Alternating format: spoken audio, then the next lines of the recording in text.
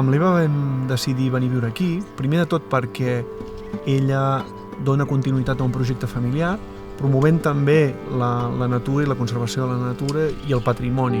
Així doncs, jo m'incorporo venint d'una gran ciutat, després salto a Barcelona i per últim repte venir a viure a l'Ametlla, on som 24 habitants, però hem decidit crear comunitat. No? Això significa cuidar-nos uns als altres, tenir coneixement de les nostres famílies i que els nostres fills puguin jugar i ser cuidats amb el propi entorn. Jo crec que és molt interessant viure en un entorn que és sa per tu, on te lleves al matí i escoltes els ocells, on pots alimentar-te bé, on pots estar amb un ritme tranquil i agradable, i això et permet valorar les altres coses que tenim al nostre entorn, no?